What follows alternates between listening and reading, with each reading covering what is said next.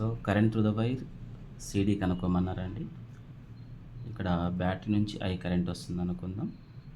Current split అవుతుంది I1, దీంట్లో current I2 అనుకుందామండి. ఇక్కడ ఈ బ్రాంచ్లో కరెంట్ I3 అనుకుందాం. ఈ I1లో I3 పోయింది, ఇక్కడ I1 మైనస్ I3. సో ఈ క్లోజ్ లూప్స్లో అప్లై చేస్తున్నా.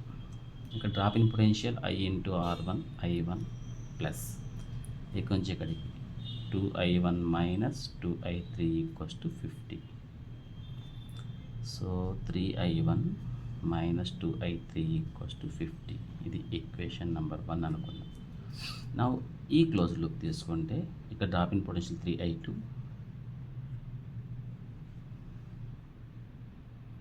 దీంట్లో కరెంట్ వచ్చేసి I2 ప్లస్ I3 కాబట్టి ఇక్కడి నుంచి ఇక్కడ drop in potential 4I2 plus 4I3, ఇది 50కి ఈక్వల్ కావాలి. అంటే మొత్తం 7I2 plus 4I3 should be equals to 50.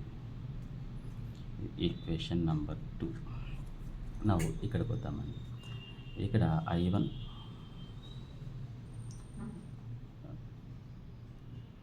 So ఇక్కడ drop in potential 0 plus 4I2 plus 4I3 equals to 50.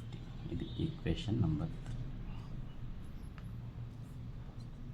From 1 and 2 solve చేద్దాం. ఇక్కడ దీన్ని 7తో మల్టిప్లై చేస్తే 1 into 7 ప్లస్ 3 into 2 చేద్దామండి. ఇది 21I1 minus 14I3 equals to 350.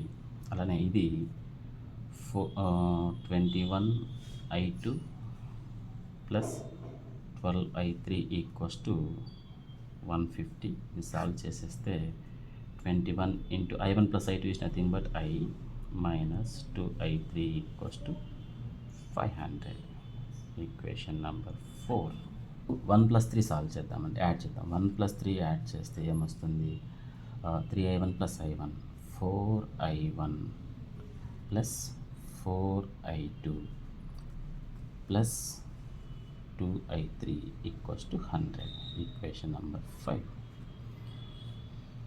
So ఇది 4I1 plus I2 4I plus 2I3 equals to 100. Fine. ఇది equation number 5 తీసుకుందామండి.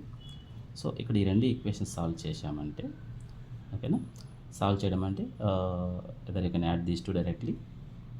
ఈ రెండు యాడ్ చేశామంటే 25I equals to 600, I equals to 24 వస్తుంది. Once you get I value ఇక్కడ సబ్స్టిట్యూట్ చేశామన్నా లేదా దీంట్లో సబ్స్టిట్యూట్ చేసిన 24 into 4 plus 2I3 equals to 100. So 2I3 equals to 100 minus 96 4 వస్తుంది. I3 equals to 2 amperes. ఇది ఆన్సర్.